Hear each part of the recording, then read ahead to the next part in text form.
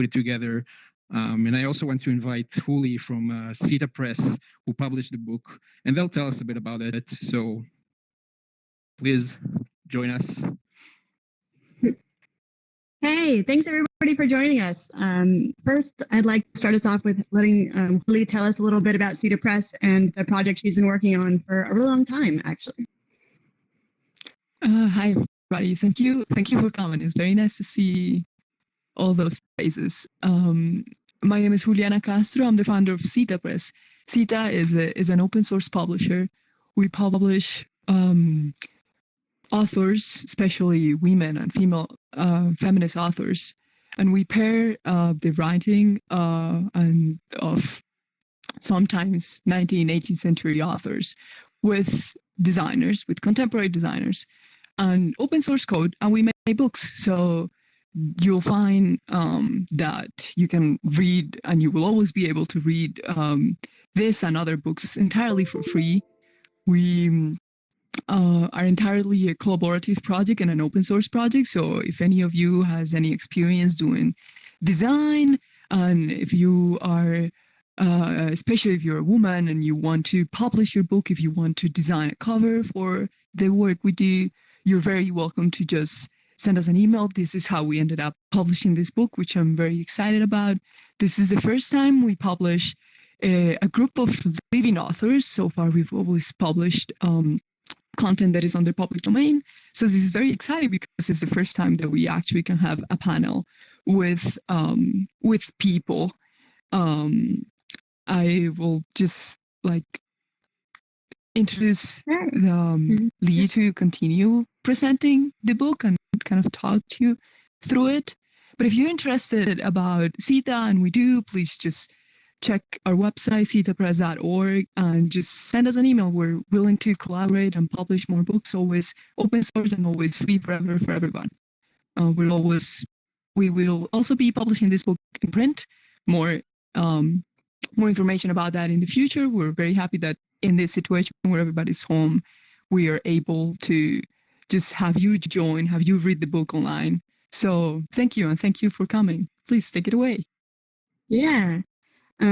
So like she mentioned, this is probably the first time Cita Press has been able to do a panel with live authors, because I've been in the space probably for 3 years now reporting on it, and it's amazing, and I meet so many incredible people.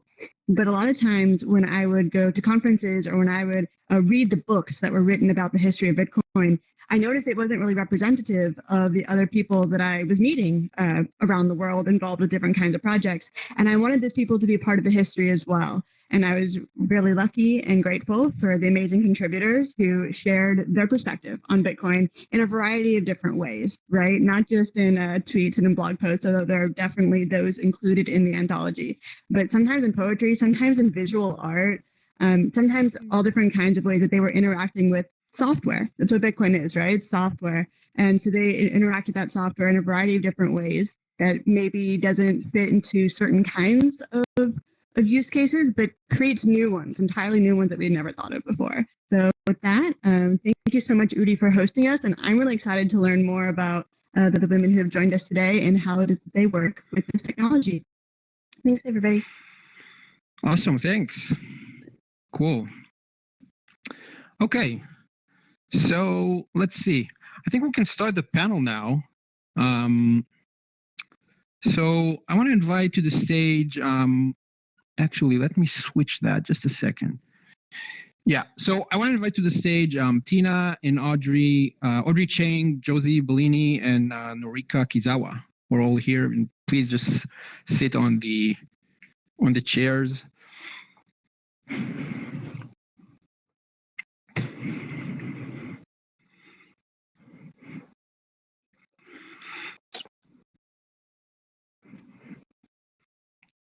The chairs are a bit funny. Yeah, I think the easiest way to get to the chair is to enter from the side of the chair. It's kind of silly, but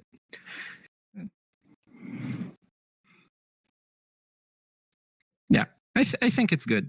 You're not exactly in the same heights, but it's close enough. It's close enough. Let's see. Let me just let me just check for a moment if we're all ready.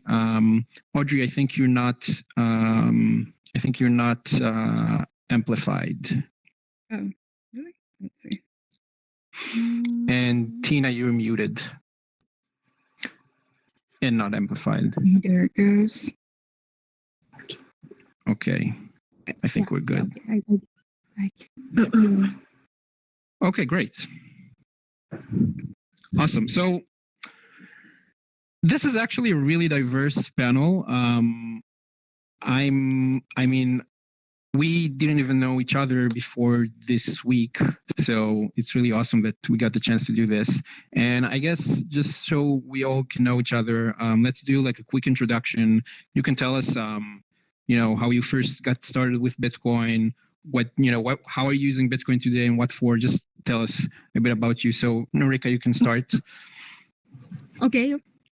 So I'm hello. Hello everyone. Hey. I'm very glad to be being here now. I'm Norika Kizawa. I came from Tokyo, and so for me, I have two triggers to know about Bitcoin. One is when I entered the university, one of my classmates told me about Bitcoin. He said, like, if you have Bitcoin, you might become a billionaire. And then I'm learning about Bitcoin, but actually at that time I'm not interested in any speculation part of Bitcoin. I just interested in the structure or technology of Bitcoin. Then I trying to learn more and more about Bitcoin. And then second one, last year I worked at internship at one of trading company which is developing the trading platform with Bitcoin. And then there I learned about the financial part of Bitcoin. And I know, unfortunately, I learned about also how the national banks or big banks are corrupted somewhat. And so, I have a sense of justice because I was a child and I couldn't look over that kind of evil things. Then that's why I decided to deep into the Bitcoin more and more. Cool. Yeah, that's it for me. Cool, thanks. Audrey, so what about you? Hi, my name's Audrey Chang. So it all started, I was studying computer science at MIT, and then I graduated during the dot-com bust. So people were like not super into tech at that point. I ended up on Wall Street for a while. And then at some point I decided, I wanted to start my own companies. And so I'm like, okay, well now would be a good time to get back into programming. So back in 2013, I was like working on a trading floor during the day, and I'd go home and code. And if you guys know Balaji Srinivasan, he was at Stanford at the time. He was teaching this MOOC on startup engineering. And so the final project was to build a Kickstarter clone. And there was a leaderboard, and you could move up on the leaderboard by tweets or Bitcoin funding. And so, 2013, my friends and family were like, great, we want to support you. And like, what the heck is Bitcoin? So I was like, don't worry about it. Just tell me how much you want to, contribute in dollars and I'll get it for you. So that's when I started kind of like trading Bitcoin, and Coinbase was around, but it took, 2 weeks to get Bitcoin. So then I was like, well, the project's ending in a week. I need it faster. So then I started doing local Bitcoins and doing some sketchy things like dropping money in strangers' bank accounts and hoping, I kept Bitcoin and stuff. So it was like, funny times. It felt like I was doing drug deals. But then I realized, I was like, hey, this stuff is like really volatile. And so I started day trading it a little bit, which was fun. And so I was around for when it first crossed 1,000 and Mt. Gox and like all that. And then it just kind of like fell and stayed there for a little while, right? So meanwhile, I had founded startups not related to Bitcoin and crypto at all. So I just kind of like backburnered it and was running, my companies. And a little while later, I shut one down. The other one's still going. I just decided I didn't want to be a founder anymore. So then I was kind of looking around going like, well, what do I want to do? And then this is when, Ethereum now exists. ICOs are happening. I'm getting all sorts of questions like from, people from middle school I haven't talked to for God knows how long. And they're trying to ask me about Bitcoin and blockchain and crypto. And so I was like, well, I wish I could help you all, but I just don't have that kind of time. So I started writing. And I'm like, here, check out this blog post. Maybe it'll help you. And then I started speaking at things, and that just, kind of ballooned. And so now I'm basically a full-time independent blockchain consultant. And I spend about half my time currently as CTO of a blockchain protocol, about the other half of my time helping the state of California figure out, how to use blockchain technology, how legislation could be used to further, both state causes and encourage innovation in the state. And that's it. Cool. Thanks. Tina, how about you? Hi, everyone. Yeah, we can hear you. Hi. Do you hear me? Okay. Yes, Yep. yes. Yeah. Hi, everyone. This is Tina from Iran, and nice to meet you all. I was really interesting for this panel, and this is my first time to be in VR panel. Exactly 2 years ago, on May 2017, when I was waiting for my friend at university, I recognized Bitcoin for the first time by seeing the post on Telegram channel news.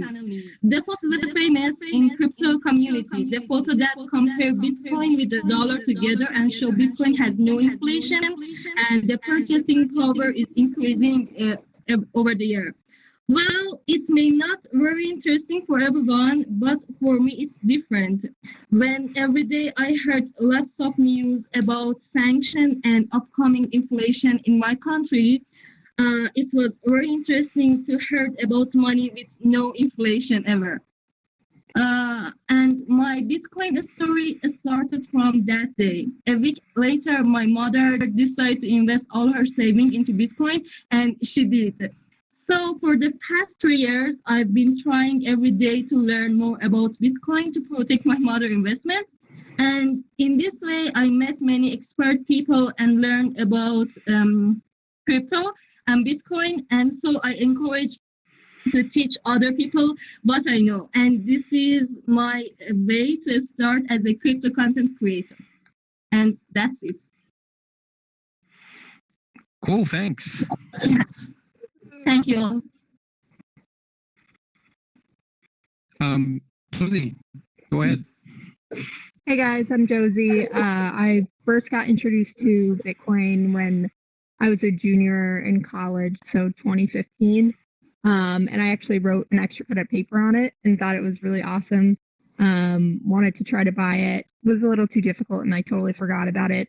And then I studied finance in school, and 2 years later I was working in private wealth management and happened upon the crypto sphere again.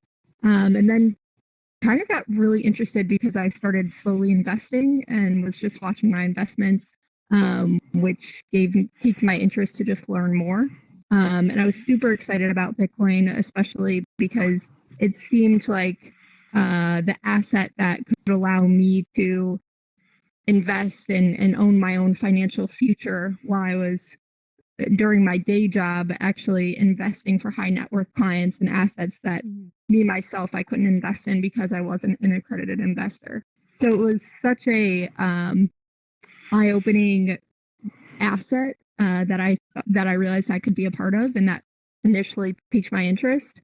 And then I just went full force just learning about it. And I started creating art, which has always been something that I've done and had a passion for, just for my personal self, like representing the journey that I was going on with these ups and downs of the crypto market. And I shared some of my art online, and people were really excited about it. So I decided to continue to create Bitcoin art, and I've been doing that for a few years now. And a lot of people know maybe that piece with the Bitcoin gas mask, but I am super fortunate. I get to travel around to conferences showing art, and I get to just bring more awareness to other people in a visual means and get people excited about Bitcoin and ask questions in that way. Awesome. That's really cool. Thanks, Josie. And I'm going to circle back to the art stuff because that's really interesting to me. I also saw some of your work over the last week, so that's really cool. But before we go there, I have, well, it's kind of a question for Audrey, but it's also for everyone. Everyone can pitch in. You mentioned how, you started a few companies and how you're doing a lot of consultancy around the space now. And I was just, I was thinking about myself when I started kind of transitioning from freelance software development in, generic everything stuff and moved more into Bitcoin and cryptocurrency and blockchain stuff. I personally, I don't know if you felt the same, but I felt like working with clients in the space is very different. I was wondering if you have like similar experience with that. And I know some other of you are working with clients in other setups in the Bitcoin space. So I was wondering if you have any thoughts on that. Yeah, definitely do. I'd be curious about what you think too, actually. So a couple of things I've definitely noticed that I'm sure some of you might have experienced as well is with blockchain, because it's kind of this buzzy word. A lot of times people think it's like magic. They're like, and blockchain can do this and this, like put blockchain in everything. And then sometimes I have to be like, look, like low level, it's a database we all share. That's just kind of like, really simplifying it down.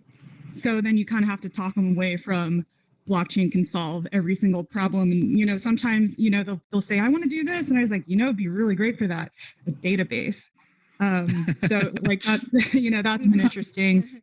And I think also sometimes because we're so used to the more traditional way of making money in tech, like the business models, sometimes people gravitate towards what they know, and kind of making money in Bitcoin and crypto and blockchain is a little bit different, right? So I think sometimes clients will say, yeah, let's like get everyone's data and then run analytics on it, and that's very much the kind of centralized way of thinking. And so I think that's been kind of fascinating as well. Yeah, I really share a lot of this, or a lot of those views. It's funny, but I was wondering if if people would see this the same from every viewpoint, and I think kind of. And another thing that I'm always surprised by is that I sometimes a client reaches out and they ask me about. I think that they're going to ask about a solution to a problem, but then I realize that they would say something like, well, we kind of need to build it with Stellar because one of our investors invested in Stellar, or one of our a lot of our users are Stellar users, so we don't really care about the problems that we're necessarily trying to solve, but we know that. Yeah, how do we exactly? Yeah. How do we use Stellar? Or which is fun. I always say, because. Well, whatever. I would use when you use other tools in software development, someone would tell you, I need this to be built with React and not Angular, and that's almost never happens. It sometimes happens, but it almost never happens. But it happens a lot here, so that's interesting. Sure. I've noticed sometimes in enterprise, they're kind of using blockchain almost as an excuse to upgrade what they've got. Right. So they've got some like legacy enterprise system. It's got a bunch of problems that can be fixed like totally with not blockchain or whatnot. But since people are excited about it and there's interest and money behind using this new technology, they're kind of great. Like, let's digitize stuff. Right. So I think that's been kind of interesting, too. Yeah, and that's pretty cool. Right. I mean, it's an excuse, I guess, but it's good that there's an excuse to do it. And that's great. Cool. Awesome. If anyone, by the way, wants to pitch in at any time, just feel free to go ahead. But if not, then I'll jump on to the next thing. So, well, this one is a bit about community building. I know that some of you are really putting a lot of effort into building an audience and building communities across multiple digital and physical channels, like on YouTube and on Telegram and Twitch and Twitter and whatever. And building communities is really important for really all types of business that you might do. And I was wondering if you have anything to share about how maybe this is different with cryptocurrency cryptocurrency and with Bitcoin as opposed to maybe other stuff? And just what did you learn while doing it? And just feel free to jump in. Or maybe I'll tackle Josie. I can jump in here. I think we're in a really unique space, unique position that when I first came into this space, I was really welcomed, which is not something that I can say about every space that I came into. And I'm based in Chicago. And as soon as I started learning about crypto, I was like, I want to go to meetups in my space, physical meetups. And I started going, and they were in these tiny little bars in the back room with like 10 people, and then they were growing. And no matter how big it grew, no matter who was coming to it, there was always this feeling of friendliness. And a lot of times, like, we're all weird, like, and probably sometimes awkward too, but there's always someone else in the space that, you know, I've at least felt comfortable to reach out to. So in general, with community, if I feel like we have a really amazing community here, but also if anyone feels like they, you know, wish they could connect with someone a bit more and you have someone in mind, like, please do it, because the space is really open and I'm really excited to do so. And me personally, I've been trying to build the community a bit more and involve people through, I do Twitch streams. I mainly focus on things within the art space and crypto and different platforms that are being built. But within the, with Twitch, with different VR platforms, obviously with Twitter, with Discord, there's so many out there. And I think that community is like the strongest thing we have. And there's so many different groups within the community that everyone can fit into. And even if you don't have some technical skill, I'm not technical at all. If you don't have a technical skill, that doesn't mean that you can't give back to Bitcoin.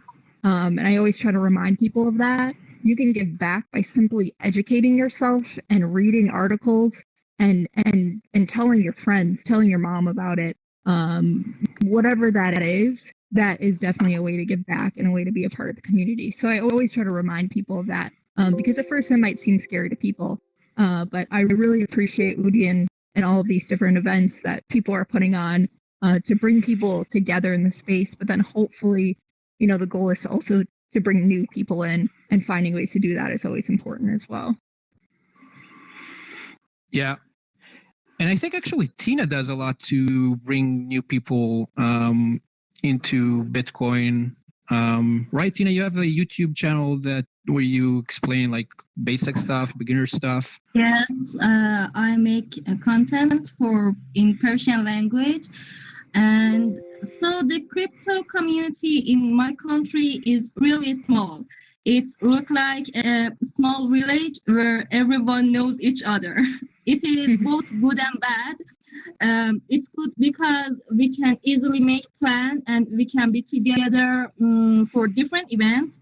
But also it's difficult for a content creator like me because it's hard to grow up in a small community. And so if I want to make technical content, for example, about crypto programming, is very hard to get a new audience. And because of this, I am trying to combine humor and crypto together. For example, yesterday, I was made pizza with my mommy for Bitcoin Pizza Day celebration. And I told Bitcoin Pizza Day a story while cooking pizza and get good feedback from my audience. This is my way to grow up in our community, and there is so many problems. I don't know, because the content in Persian language is really few. It's not more content, and people every day lose their money because they don't have any information about the crypto technology. For example, a few months ago, someone bought Ledger Nano S for crypto wallet, and he shares his 24 recovery word to his friends, and he lost $3,100, I think, in Ethereum. Oh no! These kind of problems, yes. This kind of problems are really common in my country, and this is really become to my concern. Because of this, I leave my job last month, and now I am working full time to create content in crypto space and teach other for free. I have everyday live crypto course in my Instagram, and I'm trying to do my best. That's Yes. cool. Yeah. That's cool. So you create Bitcoin content in Farsi, right? Yes. Yes. Right. Yeah, that's really cool. And people can find you, by the way, on Tina in Tech on Yes, this YouTube is and because stuff. I want to take it. Yes, Yeah. this is because I teach crypto first time from I want to take. He's really great, and I learned many things about him, and so I make this same name for myself. People can find me, but many people find scammers sooner than me. And because of this, yeah, first they lost their money and then come to me and said, what's happened? Well, yeah, that's a way to build an audience too, right? People Yeah. get scammed and then they come to you. But that's cool. That's cool that you're doing it. I tried to watch some videos, but I didn't understand a word because I don't speak Farsi. But maybe someday. Maybe. Cool. Yeah, maybe. Okay. So I wanted to. This question is kind of for you, Norika, because I know that you're working on a project called BitPrism, right? And I know that it's. Well, I know that you're interested in DeFi things, which is something that people do on Ethereum, I guess, a lot. And Yeah. I was always very kind of skeptical about it. And I know that you're really interested in doing this with Bitcoin. And so I'm wondering, what does it mean? What do you see that DeFi on Bitcoin means? What are the kind of things that you're looking to build with BitPrism or outside of BitPrism? I'd love to hear about it. Okay. Yep.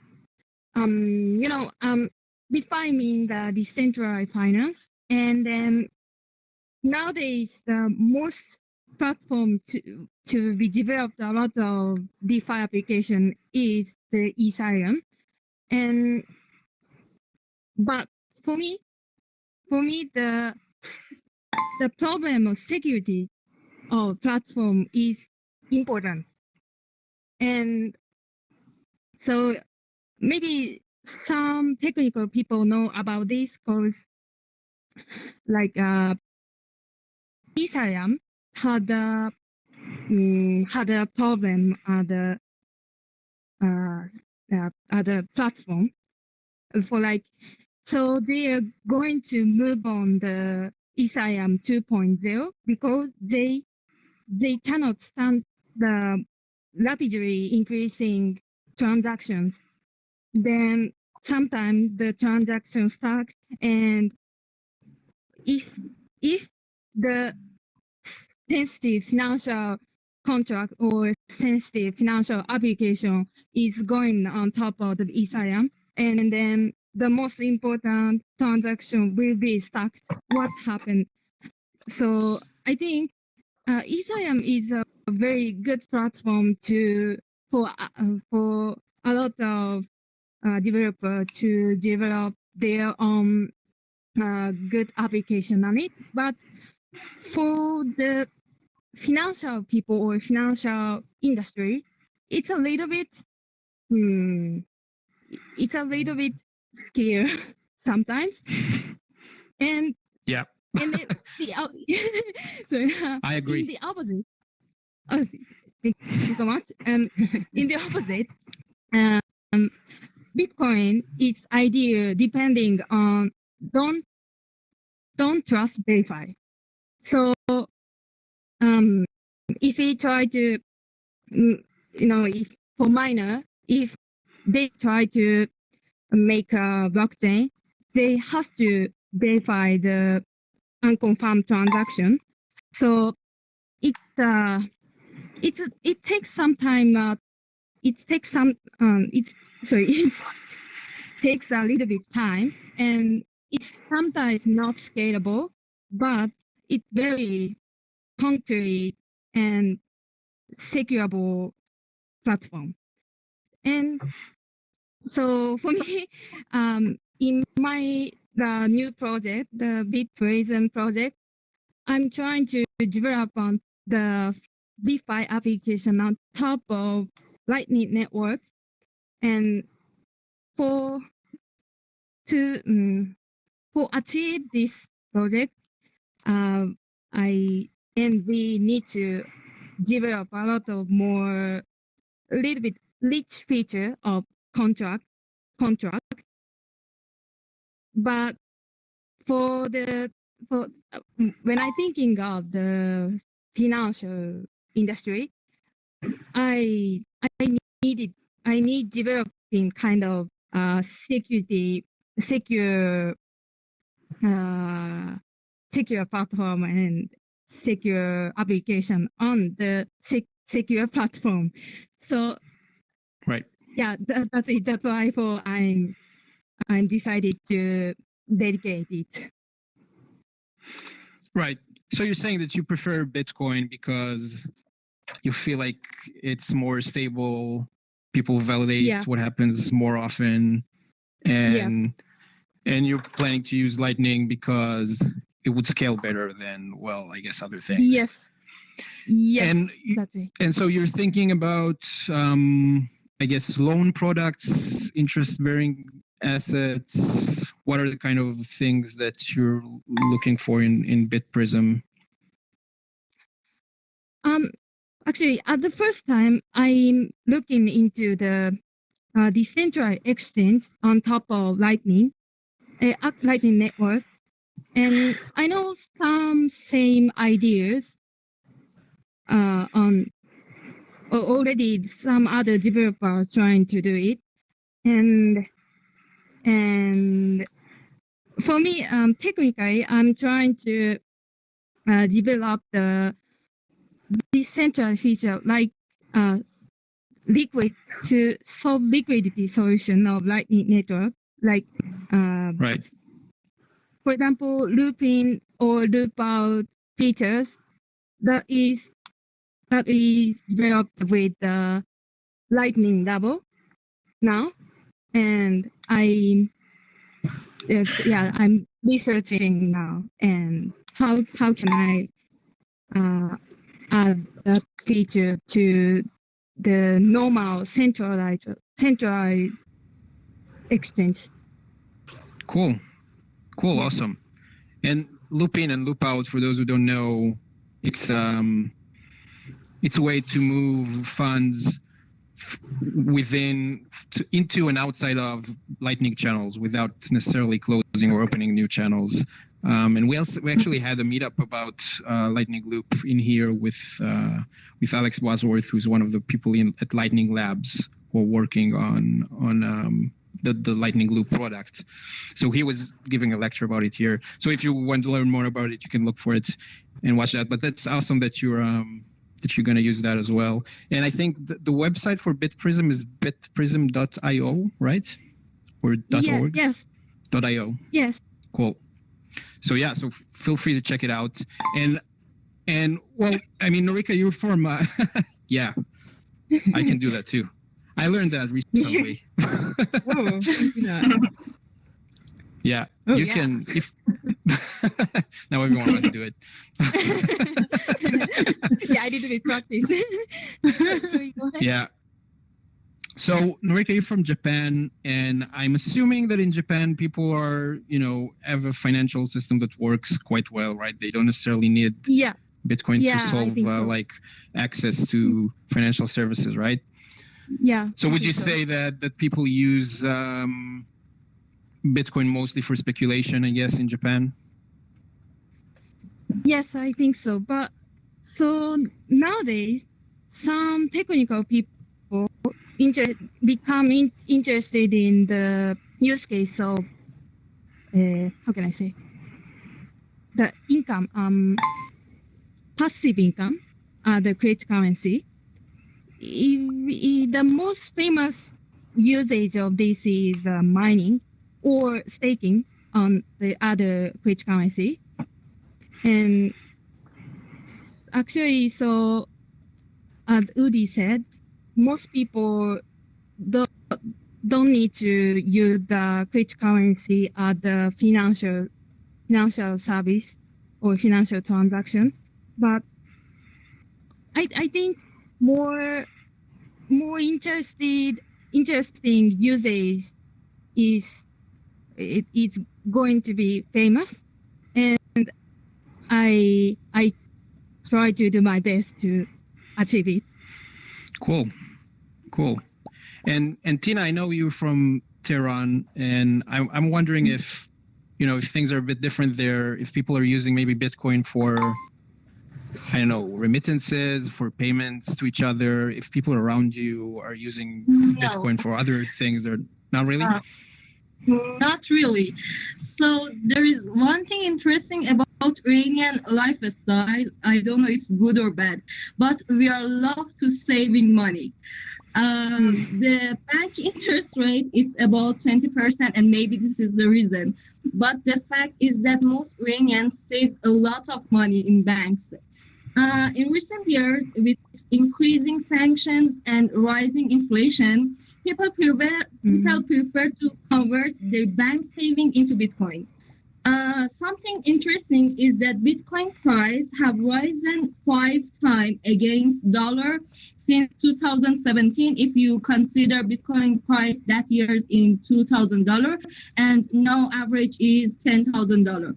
But at the same time, the price of Bitcoin in Iran has increased 23 times. Yeah, 23 times. The reason is inflation and the valuation of the Iranian real. Real is Iranian fiat currency.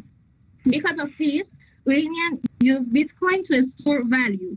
And I expect in other countries that people has fewer problems and they have better life. I think they consider Bitcoin as a money and they use Bitcoin for daily payments. But here in Iran, no, we didn't use Bitcoin for payment, and we see Bitcoin as gold to save our money valuation and save money. That's cool. So would you say that this is something that only like a very small percentage of people do, or is it something that is becoming somewhat mainstream, like people consider it at least? There are many people who come to Bitcoin. We have some towns in our country that there is no internet very well, but the people who are farmer or they have no any information about the crypto space are come to crypto and they come and buy Bitcoin. I don't know how they learn about Bitcoin and how they find this, but there is many people who come to this space just for saving money, and or someone who start mining, but there is some rules here in Iran that prevent them, but also they do their work. We didn't really cool. Yeah, thank you. The rules didn't very important for us in Iran, and we do what we want. That's really cool. Yeah, that's really cool. I guess what I wanted to come back to is the issue of digital art that relates to Bitcoin. That's mostly for Josie, but everyone can jump in. So I mean, I know that Josie, you're making digital art, you're also making physical art, and I wonder how those two things differ from your point of view. Like when someone buys or wants to collect physical art as opposed to digital art, do they look for the same things? I mean, for me, the concept of investing in or collecting digital art, I'm not even sure what it means, because you can copy it, right? You can. So what does it mean to copy to? So I would like to hear what your thoughts of that and how people approach this when they want to collect digital art. Sure. There's multiple layers to that. Many times Sorry, do I have? Okay. There's multiple layers to that. Many times the collector that's collecting digital art is a lot different than the collector that's collecting physical art. there's definitely a few that overlap and go into both realms, but often the collector itself is very different. Obviously, the process is very different as well, which is a whole nother topic. But when you are talking to people who are big into digitally collecting art, a lot of the main reasons why they see value in collecting digital art, number one, that the assets are minted directly from the artist, and you can have on-chain authentication, on-chain kind of provenance of the piece and whose wallets it's passed through time. So that's already obviously built in with blockchain technology. Another aspect is that some people, this is a really simple one, but often forgotten. Some people don't have room to put a ton of physical art on their walls everywhere, or maybe their house is already filled up. And it's a way that they can still invest in the asset and actually, quite frankly, easily trade it and easily, buy and sell. Physical art is a lot harder in that way. If you don't have space, you need to store it. Digital art, you can put it on your wall up in VR here and experience it that way. You could have a piece that also represents it in physical, that you also own in digital. There's many different ways, but it's a easier way to invest and an easier way if you're looking to trade digital art to make that happen. You can have someone buy it and it goes into their wallet, almost immediately versus something that's physical. So that's kind of the main, without getting in too much into the weeds, some of the main points of why people like collecting digital art. And recently it's definitely gotten a lot more popular, and there's talks of kind of bringing life back to NFTs on Bitcoin, which are exciting to hear about. And obviously the space on Ethereum is really booming. So making sure that the ecosystem can also grow on Bitcoin in that way, and bringing talent over there. Like, obviously, if you guys know in the past, like Counterparty with Rare Pepes and things like that. So that's kind of the general gist of it. I of course, like all of us being in VR here right now, I think that our future is going to move more and more towards digital identities. And being in VR, some people working in VR, living in VR, whatever that looks like, and owning digital assets that you can display is a way to express yourself socially. So often you'll see people wearing art or putting art up in their VR place. So I think we're going to see more and more of that. I hope that answered your question. All right. Yeah, I mean, I'm trying to wrap my head around, what it is, because I don't know. I guess because I'm not an art collector, maybe. But so here's an example. So when people play like a game like Fortnite, right? So they can buy digital items for their game. There's nothing, there's no concept of being original or not original. They all pay the same price for whatever item it is. And people just, either they have it and they can wear it and run around it with that item, with that, I don't know, some clothes or hats or whatever, or they don't have it, and that's what they get. So I'm kind of trying to wrap my head around what does it mean to be an original digital piece as opposed to not original. Sure. I've had people take a picture of my artwork and attempt to mint it as their own. Yeah. If any, I've seen a couple sell for a couple dollars, and people know that it's a knockoff. But it really just doesn't hold any value because it didn't come from my wallet, which can obviously be proven.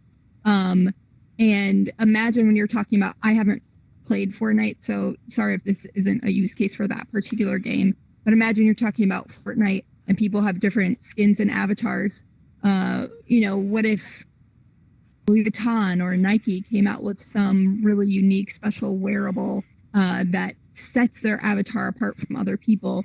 They not only have proof that it is an authentic piece from that company, they also own it, so they can decide to sell it, trade it, whatever they'd like to do, and have kind of that economy within the game space.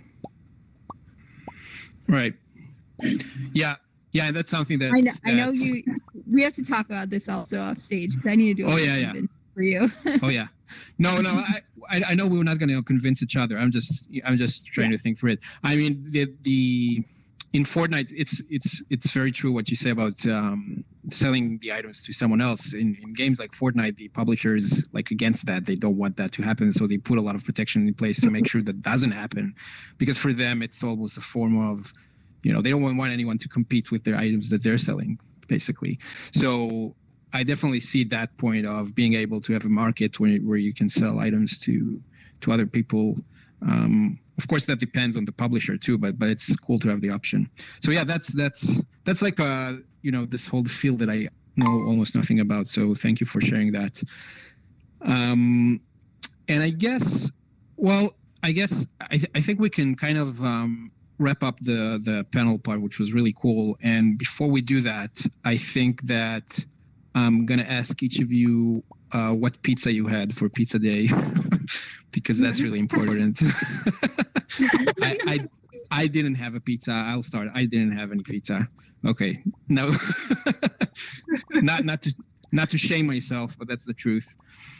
But yeah, like pepperoni, I had something. Pepperoni DiGiorno's frozen pizza that I just popped in the oven. That's good. That sounds good. And well, we know Tina had pizza on video. Yes. The pizza day is really important for me, and Iranian crypto community class, all of us are really, I think, food lovers and Bitcoin lovers together. Yeah. I thought about the pizza too late. I was going to get a deep dish, spinach, and mushroom, but I'm going to get it today because my place was closed at 9:30. I was like, nah, it's too late. I'll get it today. That's cool. So I think what I'm going to do now, I'm going to open this for questions from the audience. And by the way, Lee and Huli, if you want to join on stage too to take questions, feel free to come on stage if you want to. And the way it's going to work is you're all going to see a raise hand button on the bottom right corner of your screen, and you can just click that to ask a question. I'll give you permission to ask. You can address anyone that you want or just throw a question to the air. And let's start with Alex. Alex, go ahead. Yeah, I'm right over here. Thanks for the panel and everything. It was pretty cool. It was some interesting insights. In the classical Bitcoin Uncensored fashion and in a very trollish way, I would like to ask each member of the panel to tell us what a blockchain is. Thank you very much. Oh, no. I don't think I could do that in my native language. I think it's, I don't know if it's, I still struggle. There's no right answer, by the way. There's no such thing as a right answer, so. Yeah, I can tell you what a blockchain is if you want. I don't know if that's as interesting, but Lee, please. No. A blockchain is software, and you spread the information around, and other people verify it, and you can participate in it. That's about what a blockchain means to me, I guess. I just want to sounds repeat good. Audrey's one. I think she said that is a shared database, and that's am I right? Do you remember correctly? Yeah, you are right. That's exactly what it is. And Yes. I like that one. I think it's very, very simple. No magic, just a database. Well, Is also that there's good like, enough? yeah, no go ahead. magic for sure, but there's blockchain, and then there's distributed ledger technology, and then there's, kind of like differences between those things. And I like, kind of broad level, yes, like shared database, right? But then you can talk about cryptographically securing, and verification, all that. So there's so many levels. It kind of depends on, I guess, who you're talking to. Yeah. Yeah. Where's Alex? Alex, what is a blockchain? I'm over here. What is a blockchain? No, I want to put you on the spot. Oh, okay, sure. It's a chain of blocks. I'll just say that. That's fair. I want you to know. I know. I don't think there's no correct answer. I just wanted to see how That's everyone fair. approaches this question, because they used to get on Bitcoin Uncensored, and it would be funny to see people struggling to find the right answer, even though there isn't one. So that was it.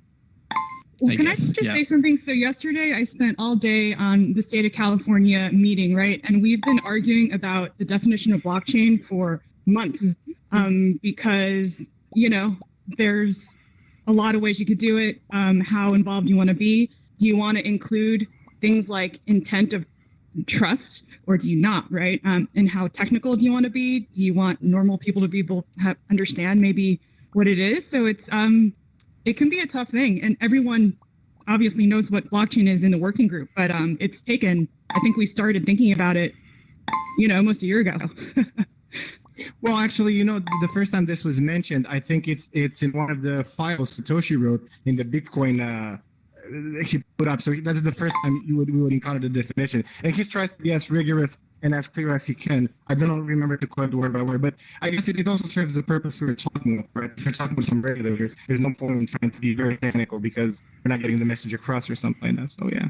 And that was actually the feedback we got from the people who have been in government for a long time. They're like, this 3-paragraph thing, they're not going to get it. They're like politicians running from one meeting to the next, and they need a one-liner, and we're all like, it's very hard to come up with like a one-liner that's accurate. And, so it's kind of a hard thing.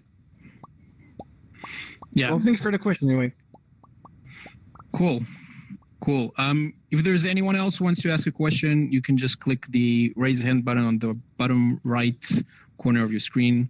Let's see. We have Peter Schiff. I'm not sure if it's a real Peter Schiff. I'm pretty sure it's not. So go ahead, Peter. Yeah, I'm the real Peter. But so you talk about what's different between fake art and real art, how to copy, but it's all about digital identities. I think when you see something online as a developer, you know about it. So if you can create a token with this same identity, it will be really easy to simply value this token.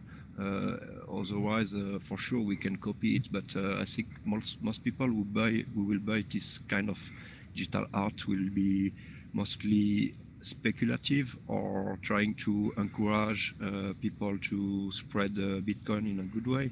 So it's just about a market, and how do you identify someone specifically? It's already done, I think, over the internet. And talking about blockchain, I think it's just one of the technology which make Bitcoin works. And as long as you don't understand TCP/IP and you use the internet, should we all understand how deeply Bitcoin works to use it? I don't think so. So that's my little sense. Thank you. Cool. That wasn't a question though, right? But that's cool. And that's cool. That's cool.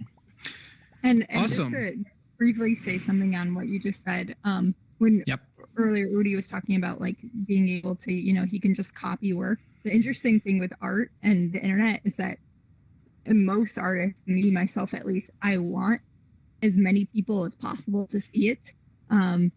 Maybe only a few people can own it, but the whole goal is to have them like that pique their interest, and they're wondering, why does she have a gas mask with a Bitcoin logo on? What's going on there? So I think the copying, in my opinion, isn't that much of an issue. The people who are serious about wanting to hold an original from the direct creator can do that, but I think the copying isn't as much of an issue, in my opinion. Cool. Awesome. Okay. If we don't have, so I don't think we have any more questions. So we have a surprise performance for the next part, for the last part. Is Chelsea here? I think Chelsea is here. Chelsea, if you're here, you can just come on stage. Moving's kind of hard. I'm kind of new to this. Hold down the A button. How do I You can teleport. The joystick. You can teleport with the A button on the right controller. It's like the top one on the right. To where I'm pointing? Yeah. Yep. Yes. Can I just rap from here? Okay. Yeah, I guess that works. But you should. But you should. Camera in real life, so it would be ideal. But you should turn on your amplify my voice thing Yeah, first I'm gonna do before you that. start. And then I'm going to turn on a beat in the room here. Let's see. Amplify my voice. Okay, is my voice somewhat amplified now? I'm hoping. Yes. Sweet. Okay, so I am going to be rapping for all of you a song I wrote in 2017, so it's a bit more optimistic about crypto as a concept than some of my other stuff. I will be playing a beat within the room here that is made out of the sound of Carlos Matos yelling BitConnect, because I felt it was you will hear that somewhat clearly. Alex, can you hear it? This is called Crypto Chronic Bull Market Edition, and there is a sequel, Bear Market Edition, coming. Okay, there is it. Okay, can you crank that? Okay, sweet. And you can't see my hands because I put them down. Sorry, guys. Tapping on a plane to a brand new day. I hope the bridges that I burned will light my way. Headed towards Tel Aviv, chasing things I believe. Decentralist power fist, leave some tricks up our sleeve. All the miners bust on the math-based trust. Turn your filthy fiat into musty dust. Can't slow this down, so we clench the clutch. Trimming all the fat from the former upper crust. Swim deep in the sea to slay the bear. Whale, knock a logical codgers out the club and live to tell the tale. ICO hype fills up your hot air balloon, but I'ma see the Doji coin ride a soylent rocket to the moon. I time travel back to the Genesis block, try to sneak right in, but the chains are locked. Are you daring to question my hash-based proof of work? Here's a suggestion, you're an ass-face proof of jerk, but now I can sell Bitcoin to a jerk I despise while hiding my name from the prying of eyes, tumbling my wallet so the coins hide better, keep it mysterious like the purloined letter. Come in this game weak, get a pox on your house. Trust intermediaries, mount gawks on your house. Trucking big talk, don't flex on your house. Trust third parties, Bitfinex on your house. See ya aimlessly wishing. Don't be a bit tramp, fools fall for the fishing. Get hit like Bitstamp, insecure practices knocking on your bit door. Obvious attack vectors knock you to the bit floor. Focus on having fun times. Get insane while nodes maintain the longest chain. Keep the seed key safe within your brain. More responsibility of company's autonomy. The second law drops your jaw like Deuteronomy. Just like Moses told of his wanderings, tech pioneers got their code base ponderings. You remember when we tried this, tried that, want to build a new world better, wear a hard hat. Want to challenge bureaucrats, bring a barbed bat. Folksy cryptocurrency and collect with urgency. Pseudonymous security. It comes along for free when you pay the fee with bits for your beer. Peer-to-peer digital signatures in your ear. Quell your fear when double spends disappear. They call it crypto chronic. All my friends are on it. D-gens fall so in love with those coins, they might write them a sonnet. A crypto chronic, all my friends are on it. Addicts hooked because a tokenized drip of abstraction keeps bees in their bonnets. They call it crypto chronic. All my friends are on it. That's the song. Woo! Cool. Thank you so much. That's awesome. Awesome. Nice. Thank you, Chelsea. This was awesome. I never tried rapping in VR. I don't know how you did that. That's pretty cool. Because how do you remember the words? I don't know. You can't see. I was looking down at a piece of paper when okay. Yeah, there will be video footage to prove how dorky it looked. That's cool. That's cool. Okay, so yeah, I think that this is pretty much it. So I want to thank Lee and Juliana and Tina and Audrey and Ulrika and Josie and Chelsea for participating. This was really awesome. So really thank you for showing up and doing this with us. I also want to thank JC and CQ and Andrew who are helping behind the scenes to make sure that everything works. So thank you for that. And thanks, Kraken, for supporting these every week. Don't forget, if you like that, you can join us every week. We're on Twitter. We're Reckless VR on Twitter, on Telegram, and on recklessvr.com to get newsletters with invites straight to your mailbox. And yeah, that's it. We'll see you next time. And I'm going to unmute all of you so you can speak. I guess before that, I'll just say that as we do every week, we have like a nice after party after the Altspace part. We move to VR Chat, which is another VR app, and it's kind of like going out for drinks after a meetup. So anyone who wants to join is welcome. I'm going to send a message about that in the Telegram group in about 20 minutes. So, but until then, you can stay here and just have fun, and you're going to have voice now. So thank you for coming. Thank you. Good job, guys. Thank you. Thank you for coming. Thank you so much. Thank you. Yay! Hello. Boom. Okay, cool. Very cool. Thank you, Udi. Thanks. This was fun. Thanks for everything. Thanks for showing up and setting up all of the stuff. Thank you. Great. Yeah, it was great meeting you. Hi. Thank Thank you. Thanks so much. Yeah, that was really cool. Udi was a good MC, huh? Where is MC?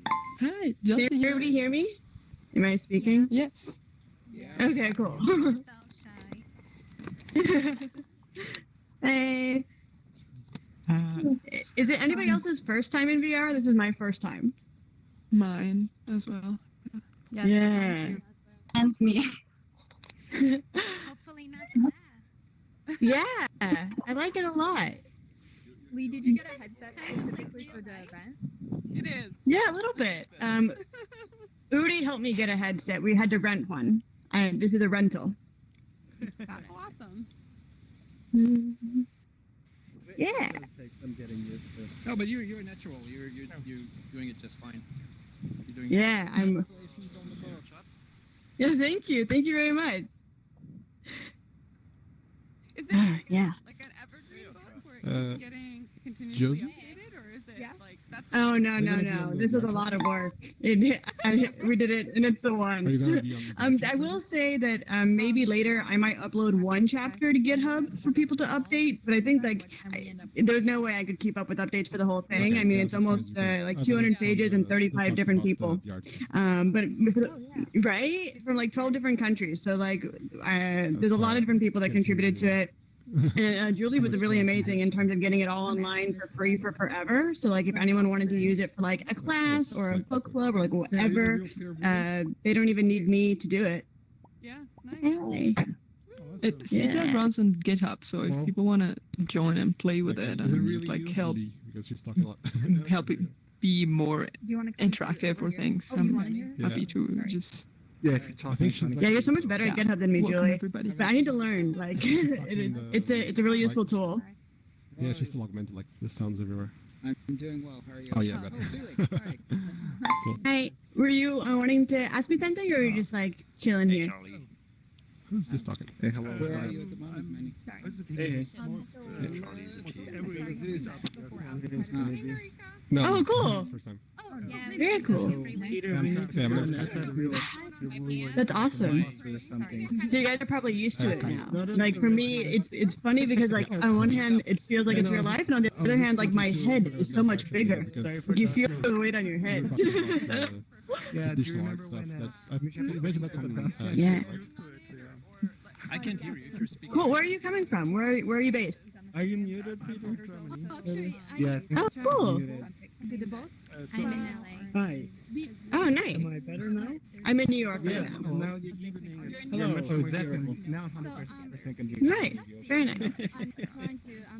I'm gonna go and see if there's someone who's floating up there I can talk to. But it was really a pleasure meeting you guys in VR. Bitcoin doesn't have anything that's like built for that, so you have to. It depends. This is a rental, so like, oh no, that I need to take like maybe like an hour break. But if people are still like chilling in a bit, then maybe I'll join you. Into a discussion about someone getting Sweet. See you soon. Okay. No, I don't think so. Party confusing things. Hey, bye everybody. Where are you based? How are you? I think I didn't edit. Okay. Hello. Yeah, I think I just Twitter. Yeah, Maybe yeah, I did it a little bit earlier. Hello. We're messing with this coffee. Just for the panel. Yeah. Yeah, just it. I don't know if I can stream to Yeah. Hi, Suna. So they only have it. What are you trying to do? Hello. Hey, how's it going? It's cool. I'm like running around trying to figure out how to move. Yeah, you gotta just. Yeah, no, it's because she's like Yeah. speaking to the speakers. You've managed to find a way to sit. Are you on So like, I don't know how to turn it off. I think she has to turn it off. Oh, I'm on a headset, yo. If you hit the button, like D, it's like on the left of the joystick. It lets you just jump to wherever you want. Jeremy? Yeah. Hey. Yeah, is it in alt space? What? I can't hear you. Might work. I don't know. But I started thinking about, more and more. Do you see the button that I'm talking about on your right hand? Yeah, that's what I thought. Yeah. Okay, the B button. So you just click and point, and then it's gonna show basically like an arc, and then when you let go, you jump to that next The concept itself, thing. it's really cool. Like, it's kind of a collection. I'm sorry, I can't hear you. You have ownership of the. Like I said, if you show it, copy where like the pixels of the. Wherever you want to go. Oh, that's really cool. A little bit easier than walking around. What? Yeah. Whoa! One day. That was easier. Thank you. There's a game called Echo VR, which is supposed to be pretty fun, but I didn't try it yet. So much. Yeah. Hello. I think you have like teams that are flying in space. Who are you? Yeah. I don't know. I don't know how to explain it. Oh, I'm Lee. I'm the editor of the anthology. Alexandra. Oh, yeah, nice to talk to you. Thank you so much for contributing. That was pretty baller. You know, you still amplified, I think, and so like all can It should, yeah. Oh, I'm sorry. See you guys in VR chat. You're setting me up. Yeah. Good job. I think. Thank you. And you put it in, All right. that What am I doing now? For the next full run, and then any videos. Why don't I take you? Oh no. Hey, Merch. I wonder why. Hey, Udi. Merch, I see that you're getting used to the stage. That's good. That's very good. To do something. I'm still trying to make I a think waffle. the schedule is full until I can hear you. Yeah, it should work. It works all the time. a month from now, so I get 2 weeks from now. Well, as far as I know, I'm still gonna be around on planet Earth somewhere. Yeah, if you need help, just let you can let I think Yeah, that, you know, I'm we like take so starting to feel batching like thing the can be kids used are as studying. I take a break. I mean, we can do anything, but that sounds an interesting topic. Yeah, I mean, Mempool has been a lot more interesting in the past few weeks than before. That's true. That's true. Never heard of it? Yeah. What I do is I'll have my computer, like you can see my computers right now up there with the little camera. Awesome. Thank Underneath you. my camera, I have my computer, it, and then I'll use my quest Well, to Yeah. get in front of the camera and talk. So I just had a conversation with Richard Sanders before Udi's event, Yeah, about and 10 Richard was days, talking right? about cybersecurity What's and your blockchain, and I'm using my quest on the stage. My computer's then looking at me, and I could have put up a video or whatever I want on the screen behind us in the world that I built. Yeah, it lost about 20%. Or 30%, but it already resets by Thank you. I'm gonna hop out of this. Say something else. If you but, had I'll switch yes, next. you had Yeah, so, see, I was a little surprised. Sergey Kostyan from Federico, he talked a little bit. I had a chat with him about it, and he was sort of like calling us the 2 week congestion.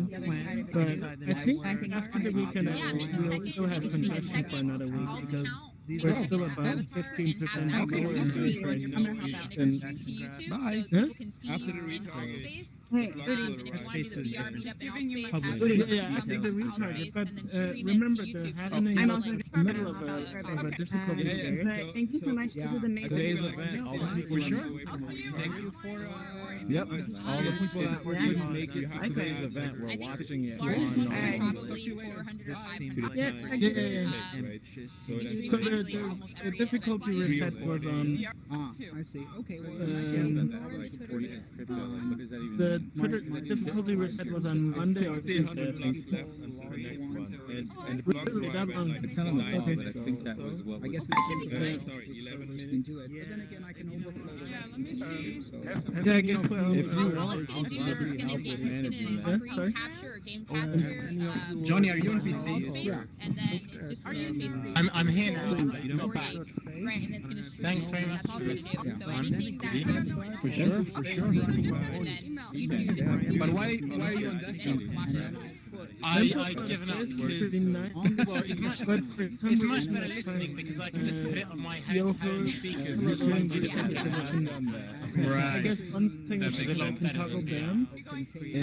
So after the speaker's finished, I come back. I have more control over the amount That of makes time that I sense. look over. So if you're interested in doing that, I But dropped Well, you're a things smart in the kid. chat And it's a recently. little more. You figured out all the from the tricks. bottom. I like that. Yeah, there's no when point I'm in looking at when there's a presentation. You might as well just It's a lot put it on easier your to TV see how or much your they're live adding. stream and do something else in the house. So I guess, If I yeah. remember correctly, Some people seem to like mental it. that space starts the other way. That's like the one thing that I'm not sure about, but some people seem to really like it. Yeah. Maybe it's the attention thing, you know? I really You're want to not doing scale up anything and else. get to You 400, focus 600 on people here in presentation. I think some X-Space. people I like do that. events every single day. I I'd just love tend to to play have those around. numbers. So definitely Yeah. would love to work with you on that. Yeah. I can be able to duplicate the room Yeah. so that I believe there's you. more than one room. Like Udi likes to do like the regular rooms that are here, but I built my own room. So if you want, I can take you over to my room and how big and spacious my world is, and I keep the file size really low. So it's Yeah, really mega. yeah, it's pretty much back to normal almost. Like restaurants, yeah, they're gonna reopen. I mean, another one of my favorites is the Mempool Observer. Yeah. Mempool Not much to Observer. complain about here. Yeah, By OXT and In the long term, I plan to spend a lot more time in Tel Aviv on holidays. Well, whenever you're ready, you know. Very good. yeah. You should. New apartment near the beach. like you see so much. Pretty Yeah, close. oh, yeah, the blood Not splatter. super close, but pretty close. Yeah, but it's really nice to see like Yeah. traffic. You'll probably have to That- if that things is, continue this way. like how much skills do you want Yes, to where are you how locked much down? They have to be in isolation to use a block where they can walk the It's streets. actually quite So substantial. Like I'm they only definitely have going to wait until options like try or no. Oh, well, Yeah, and I hope it's ever over, but I'm not sure. Five or seven options. No, I'm kidding. So I'm then kidding. They're very strict here. They're super strict here, so who knows? make a trade-off. But yeah. Like, okay, this much dollars. Should be fun. Beautiful this much location. time. One day we can do a real conference in Israel. Yeah. There's also an API call for on It's the going to be so weird. Oh, that's Oh, yeah. An API and you can Yeah. request It will be weird. get in the next or the second block or so. And Where are you locked It's going to be down? so weird. Or